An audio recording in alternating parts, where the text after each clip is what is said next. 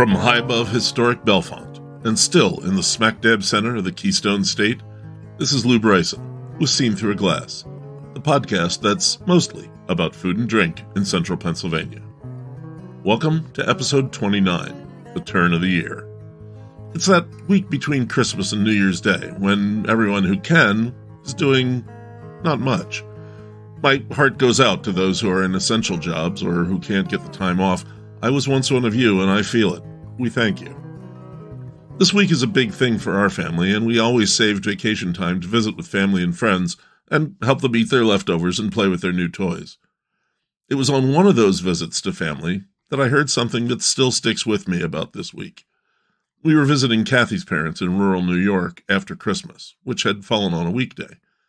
We went to Sunday morning Mass, and Father Barry seemed pretty relaxed. It's understandable, he'd just gone through his second busiest season of the year.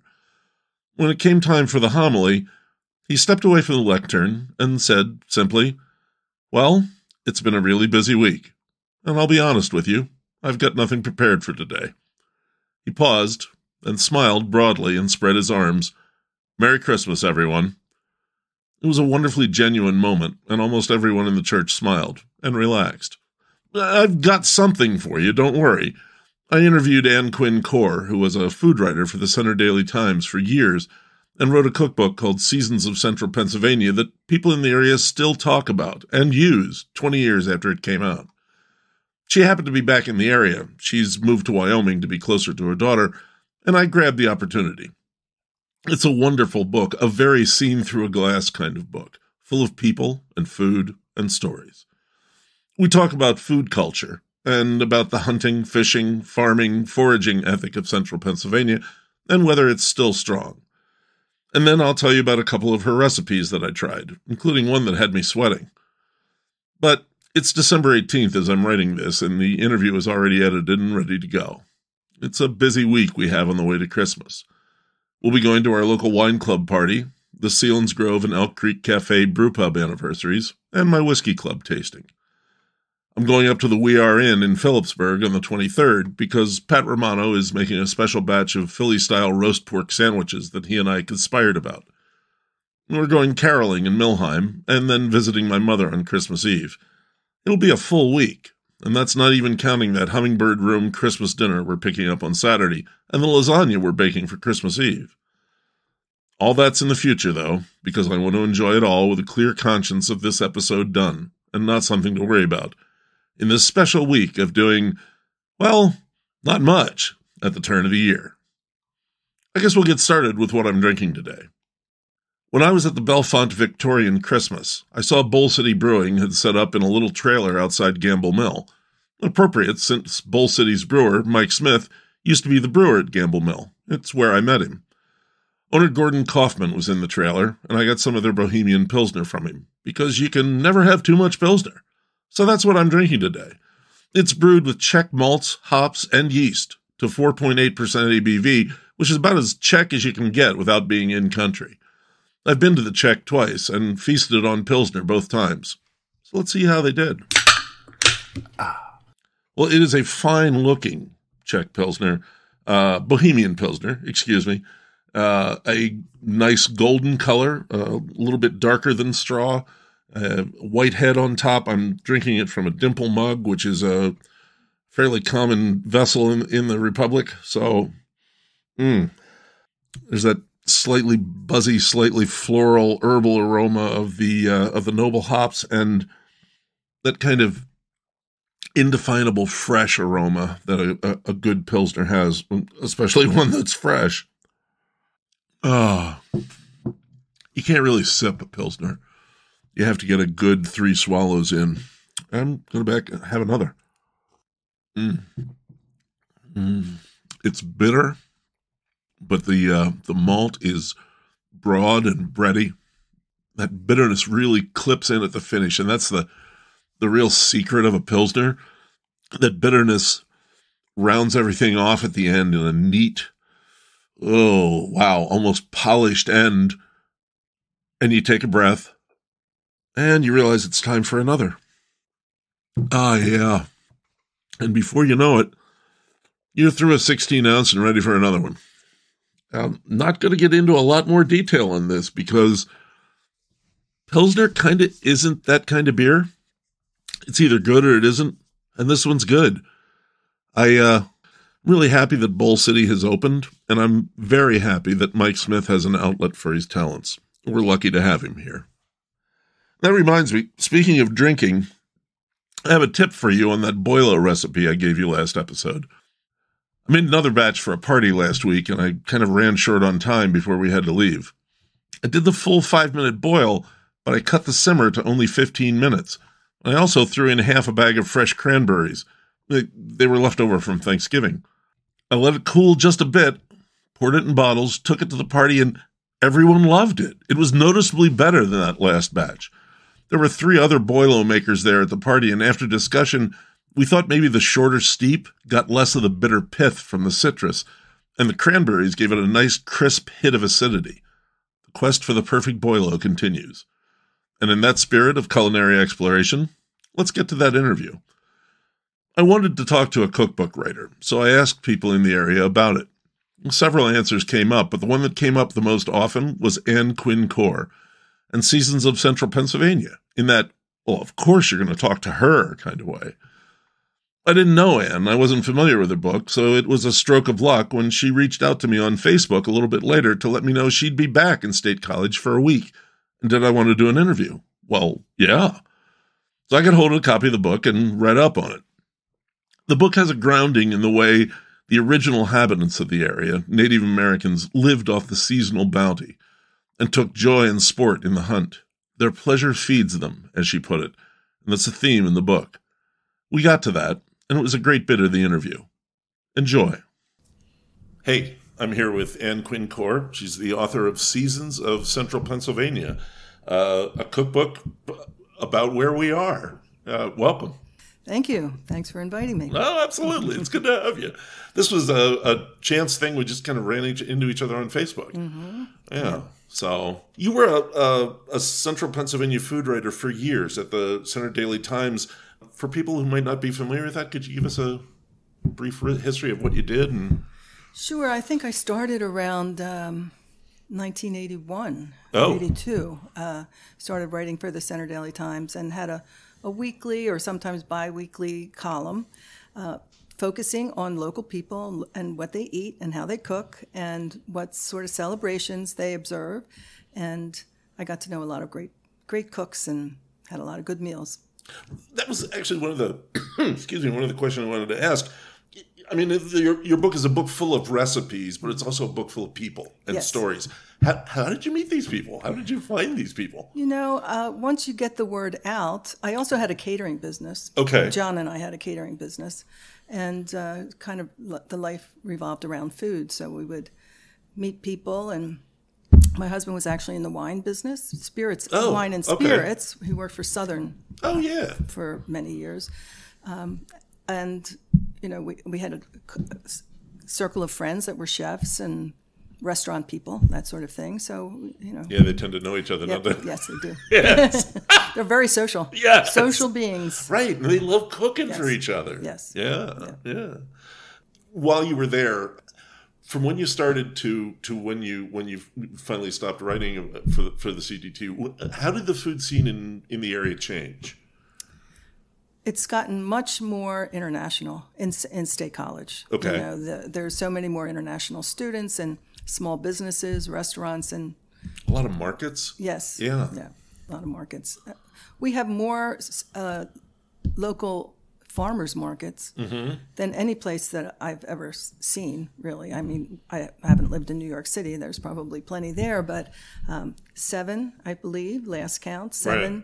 Almost every day you can go to a local farmers market, and they go year round, so that's wonderful. Oh, that's true. Yeah, I hadn't really thought about that. It's amazing. Yeah. Where I live now in Alpine, we have a farmers market, not one vegetable vendor. Really? Think about that. Okay? Yeah. No vegetables. Yeah. It's ranch country. There's beef, wonderful beef. We're very close to Idaho, so there's really good potatoes. Okay. That drain the reservoir for irrigation. But not even a tomato. No. Wow. No, there's not a good tomato. Now, Jackson 45 minutes away, they have good markets. But what I tend to do is go to Idaho Falls. They have a really good farmers market there. Okay. That's a nice town. I've been there. Yeah, it is a nice town. I like it there. Yeah. Did things change because of just the students? Were there changes because in the restaurants? I think that, it certainly got much more upscale in State College with, and Bellefonte, not excluding, but when I say State College, I mean the Everyone region. tells me how much Bellefonte has changed. Yes, yeah. Bellefonte has really changed. The Gamble Mill, the era of the Gamble Mill, they were good friends of ours, and we'd host all sorts of different events and get winemakers in. John would get winemakers in and have special dinners. We had belonged to the American Wine Society at that time. Okay. And we dabbled with making our own wine, like a white wine, local white wine. Uh-huh. No, I think it's really opened up. Yeah, sometimes it almost seems like talking about connections to the Gamble Mill around here is like Central Pennsylvania's version of the 6 Degrees of Kevin Bacon. It's like everyone is connected to that place. Right. Over 20 years after this book came out, it's apparently still very much on the mind of food lovers in Central Pennsylvania. I found that out as soon as I asked about food writers in Central PA on Facebook. What do you think gives your book, or any beloved cookbook, that kind of lasting appeal? Well, recipes never go out of style. There are classic recipes. And I have had cookbook. I started collecting cookbooks when I was 12. Okay, so that's like 1962. Okay. I have culled the collection I got when we moved. Of course, I got rid of things. Sure. But I think people like vintage cookbooks. I think it's a little slice of history. Yeah. Yeah. Well, as we said, there's just a lot of stories here. Yes. Yeah. Aside from the places and people that are no longer open or with us or have moved away, do you have any thoughts about what you would update or change, assuming you could just snap your fingers and have it happen? I wouldn't wish writing another book on anyone. All right. Right. You think the hard work's over, but no. The promotion is what kills you. Yes. I actually have a second season's already outlined. Wow. Okay. Because this book covers... this first season's covers like late 80s into the 90s, 98, because I wrote it in 98 and it came out in 2000. Okay. But I have I was still writing for the CDT, so I was still cranking out lots of content. And I have another outline with each season has about 40 recipes and different people, photos, everything.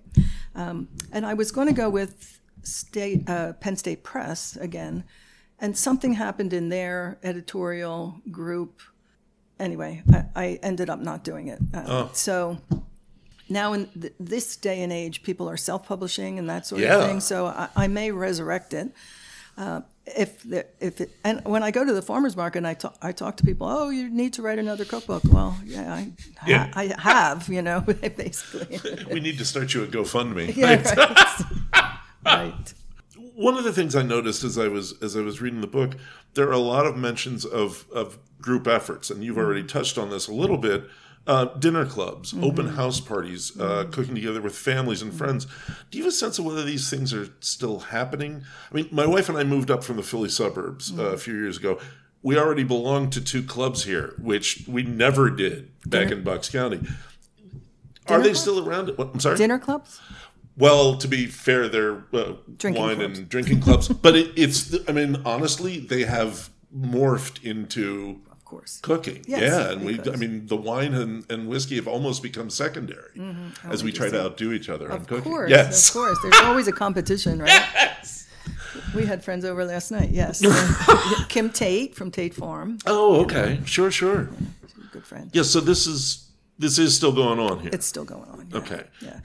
Do you think that's and again, I'm contrasting it to our experience in Bucks. I mean, we had plenty of friends. It was there were a lot of people close together. Is it because we're a little more isolated here? I think so. I mean, it certainly was initially when this book was written.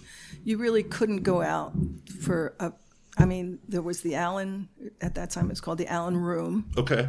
At the hotel. That was fine dining. Yep. The tavern, Nittany Lion Inn. But nothing ethnic, really, not Oh, very right, much. right. There was Italian, Yeah. with Dante's and that sort of thing. But if you wanted to get something really creative, you had to cook it yourself. We also belonged, I think, what's significant, and I start the book with this, is the local mushrooms. We are right. so lucky here in this region to have this amazing amount of mushrooms that just in the forest, just go out and pick them. And Bill Russell, I don't know if you know Bill Russell, every Monday at Webster's, you just go and take your mushrooms, and he helps identify them. Oh, nice. Yeah, so That's a good idea. yeah. Yeah. That actually brings up, I'm going to skip a question ahead here. You do write a lot about hunting, fishing, gardening, foraging. Is that all part of that their pleasure feeds them ethic that you wrote about in the introduction? Yes. And Yes. is it still viable now? Absolutely. Okay. As far as I can see remotely. It's kind of miraculous that I'm here this week, by the way. Yeah, I noticed. I was like, I got to get this interview. Yeah, I wasn't planning to be here because my daughter's working a lot, but I love coming here in the fall. Of course, it's it's a beautiful time. It's of the year. best time of year. Yeah, it's best. Yeah, I noticed you started the book with the fall. It's the beginning of everything, Following up on that a little, are young people being interested in the hunting and the fishing and the foraging? I think so. For many, I taught at Penn State in the nutrition department, and the best part of that job, because I was a required course, so it was interesting teaching the college kids how to cook. But what was more fun was a cooking camp that I ran, and Literally camping. a camp, like a day camp. Okay. For middle school age kids. And that is my target audience, really, in terms of culinary education. Because you can make such an impact, you can make such a profound difference in somebody's life if you show them how to feed themselves. Yes. In fact, Derek Pole at I do not. Tati in Pleasant Gap, Bake Shop? Yeah. He was one of my campers. Really? Oh, that's going to give you a warm feeling. Yeah, that's great. That's great. He was my star camper, Nice. rock star. Regionality, stuff like that. I'm always concerned that chain restaurants are chipping away at our individual identities as areas, making every area more similar. Do you think the same thing happens with home cooking? As we all get our recipes from the internet, or we all... No, I think that each region has foods that are, kind of indigenous to that region. So I think it's more like a tapestry throughout the country. Okay. Yeah. Good. That's optimistic, hopeful. Yes.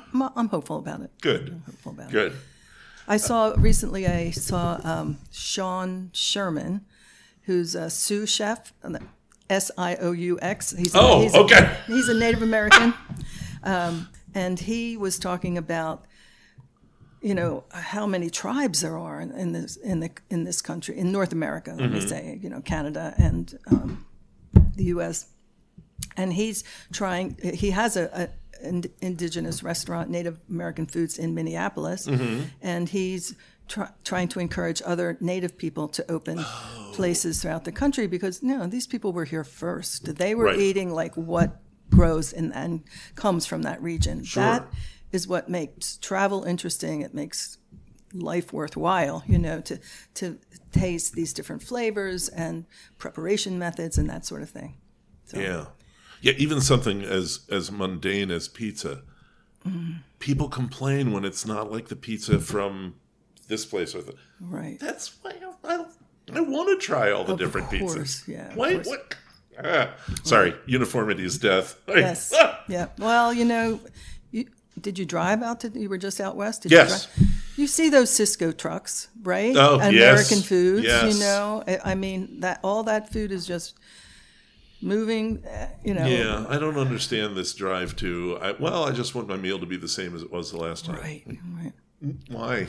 No. I mean, I realize there's going to be dips, but oh my God, there's going to be peaks too. Right. Yeah. Sorry. Last question, and this is something you opened the very book with, and it's something we've been thinking about a lot, being transplants. what makes a Central Pennsylvanian? You have recipes from a lot of people who've been here for generations, but you also have recipes from people who had just moved here a few years before with a completely different cuisine. What's the common thread that made it a Central Pennsylvania book? Well, we're lucky here with the university because we get, we belong to the hospitality council or whatever. We had friends from Nepal, we had friends from South Africa. So you get these people, but you're using chicken from here, Oh, sure. Okay. You might have to, well, these days you get it online, but in the old days you might have to go to Philly to get the certain spices sure. that you need. But, you're starting here, and that just makes everybody richer to get all these different flavors. So, yeah, I think Central Pennsylvania is a really good place. Yes, yes. You may have to go a little farther sometimes. Right. But it's here. Yes. And there's stuff here that is in other places. Right. Yeah. No, we really like it here. Yeah. No, it's come a long way. People that I, knew when they were younger now in charge of the culinary program at Penn Tech, or at the high school. High school has an amazing program. Really? The high school's culinary program is amazing. This is State College High? Yeah. Okay. Check that out. I will. That's a good story. Yeah. Zach Lorber runs that. He's amazing. Great. Yeah. Okay. That's all I've got, Ann. Okay. Thank you. Well, my pleasure. I greatly appreciate it. Always glad to talk about food. And I'm glad. You should be drinking. Really glad to have found you in the area. Yeah. No. All right. Thank you. Yeah.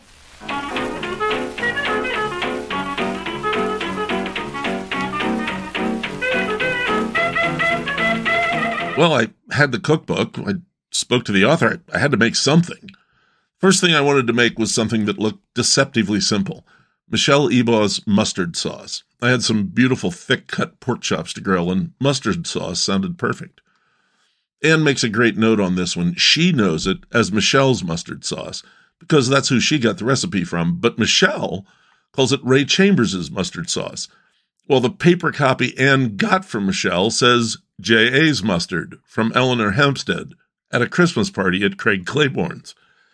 Well, that made me curious, and Google's so helpful and so handy.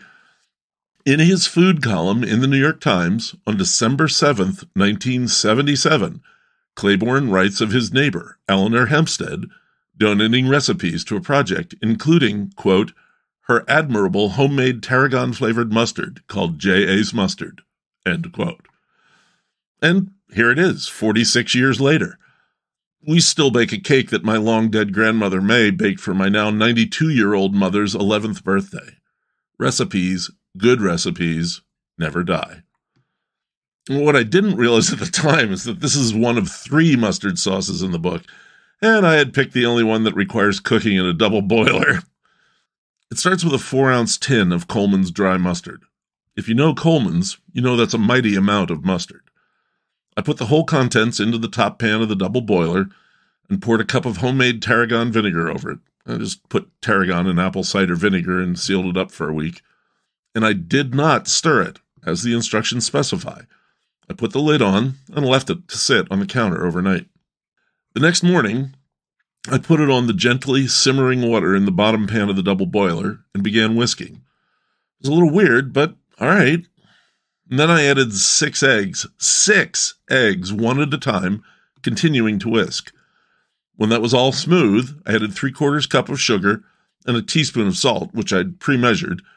And that's when I noticed the note that total cooking time should be about 5 minutes. Do not overcook or the eggs will curdle. Yee! I still had to add a chopped up stick of butter. I started whisking in the butter bits and worrying over the eggs, and that's when I started sweating. Timer hit 6 minutes, still stirring. 7 minutes, still stirring. The butter wasn't all incorporated. The emulsion hadn't formed. 8 minutes, and all I could think about was how much those 6 eggs and tin of mustard had cost, and as the timer hit 9, suddenly everything went smooth and shiny.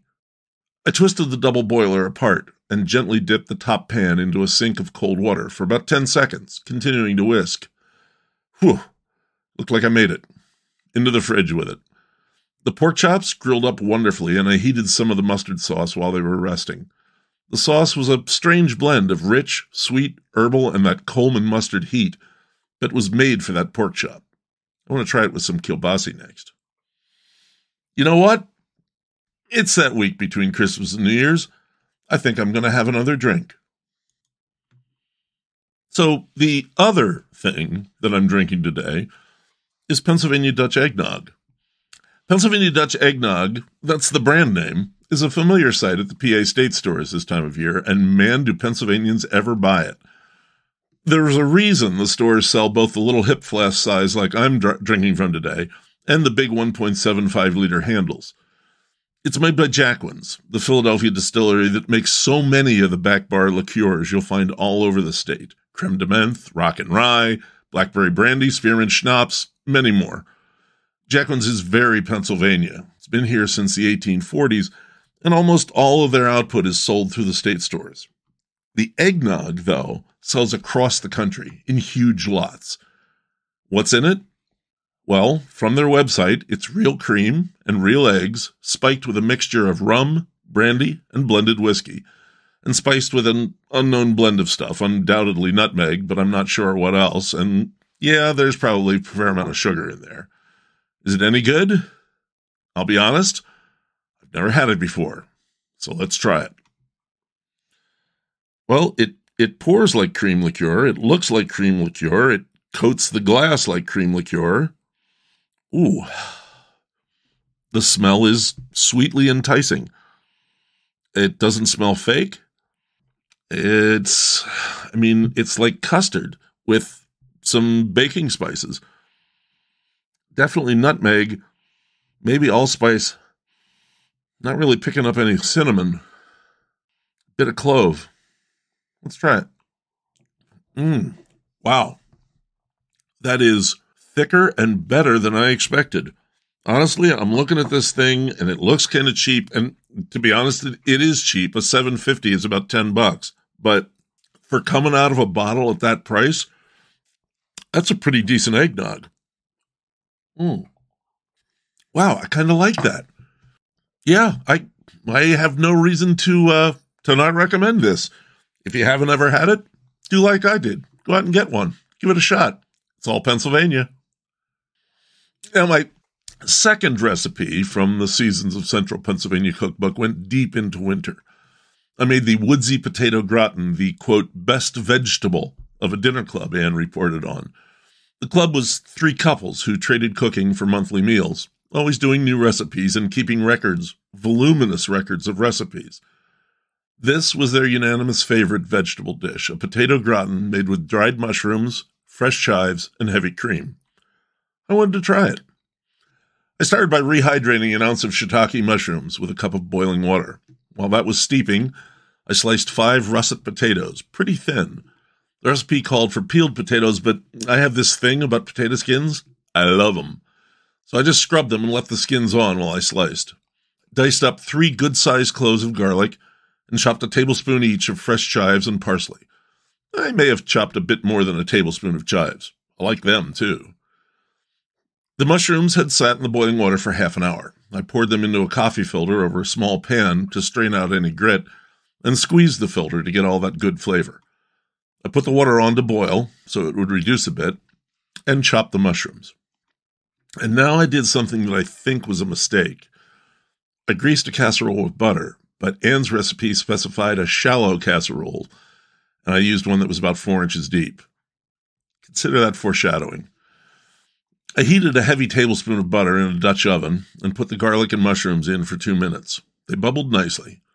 Then I added everything else, including 2 cups of milk and a cup of heavy cream, plus salt and pepper. I stirred it gently but thoroughly and brought it to just boiling. Now everything went into that deep casserole and into a 350-degree oven, which is where I made my second mistake. Nora's top oven is a convection oven, and not for the first time, I forgot that. So after an hour, the potatoes on top were quite brown, not quite burned, and the potatoes around the edge were cooked, but the ones in the middle were not. Back in the oven for 10 minutes. Now the ones in the middle were just done, still with a bit of chew to them, so I wrapped it tightly in foil and set it on top of the stove. I just didn't want the top getting burnt. After half an hour, I opened up the foil. All the potatoes were done. The top was a bit crispy chewy, but the potatoes underneath were done, and the skins had great flavor. And the sauce? Woodsy indeed, with good earthy flavor from the mushrooms and a rich body from the cream. Not that hard, and with a shallow casserole dish, this would be a winner. Yum. Thanks, Anne.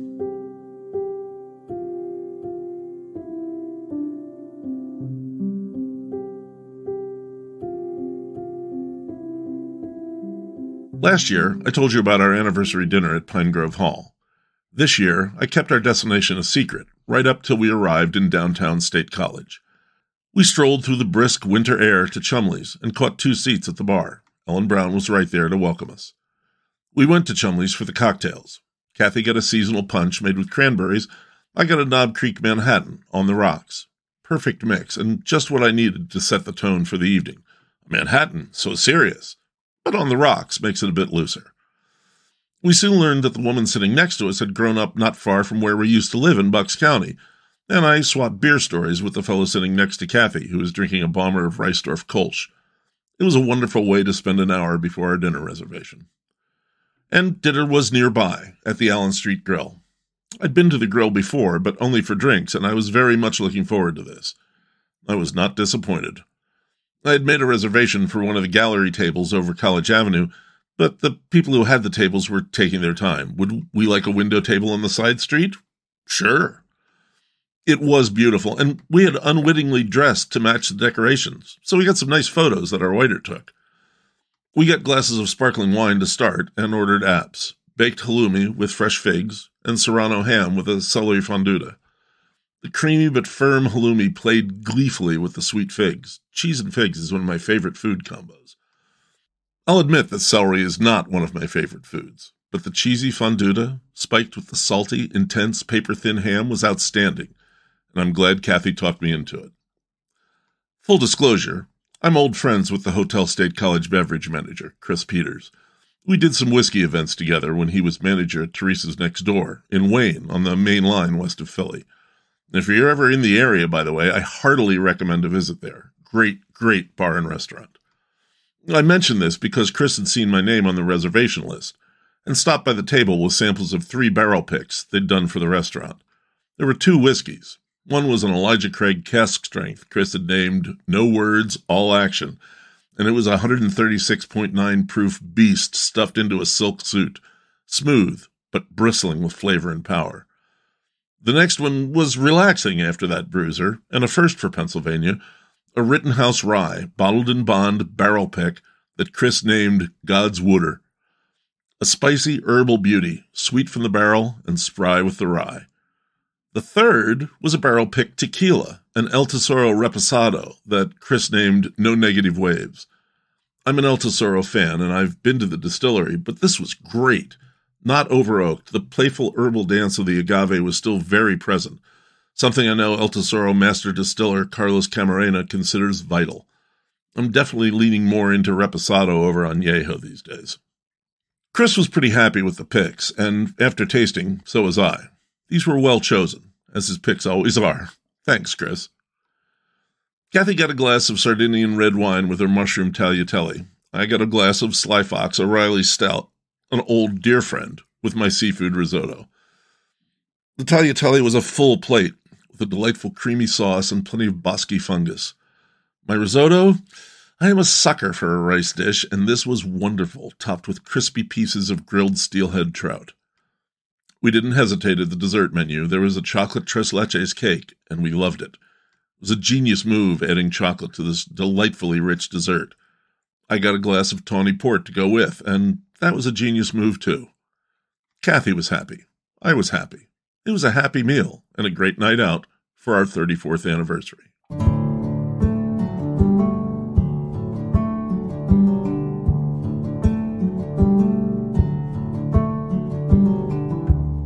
Now, the show did go a bit longer than expected in prep, so I'm actually finishing this up on December 22nd. Wine Club was a lot of fun. We got a bunch of pizzas from Pizza Mia in Bellefonte, 2-for-1 pizzas on Tuesday nights. And we all brought bottles of our favorite wines.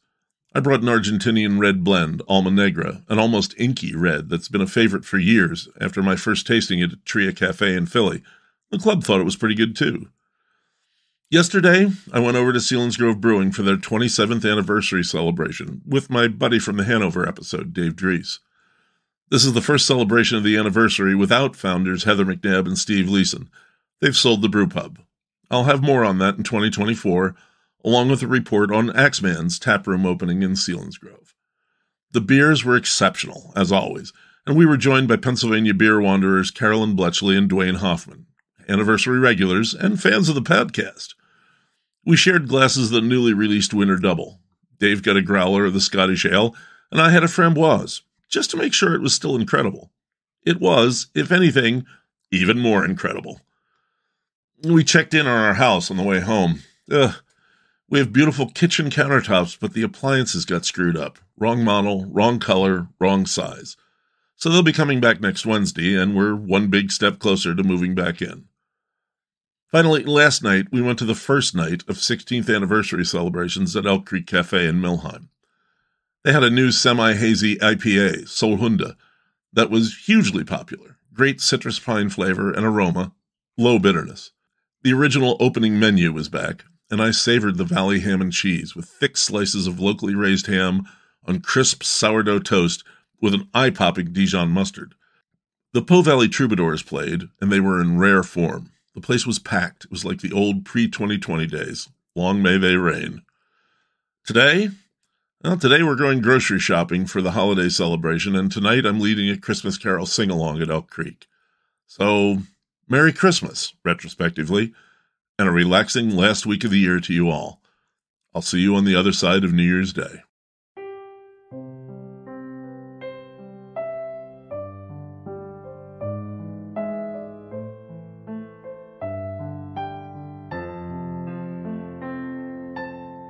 That's the show. My thanks to Ann Quincor for the interview. Still can't believe how that timing worked out. As always, you'll find pictures to go with this episode on Instagram at STAG Podcast and on Facebook at Seen Through a Glass. That's where you'll also find my link tree. Click on that to find a link to my coffee page, where you can drop a few bucks to help keep this going. And if you've already donated, thank you. If you like this episode, if you like the show, please take a moment when you're done listening to leave a rating or review. The more reviews and ratings we get, the better we do on search results, and the more people will find the show. Thanks for your support. Minnesota has a new state flag, and I'd like to propose one for Pennsylvania. A simple golden keystone on a forest green background. Think about it. The next episode? It might be about soup. Or it might be a live recorded free-for-all with the folks from the Beer Thrillers blog. Much depends on how things break. Both of those episodes will happen. I'm just not sure when. Until then, thanks for listening. This is Lou Bryson on Seen Through a Glass from the smack dab, very relaxed, happy holidays center of the Keystone State.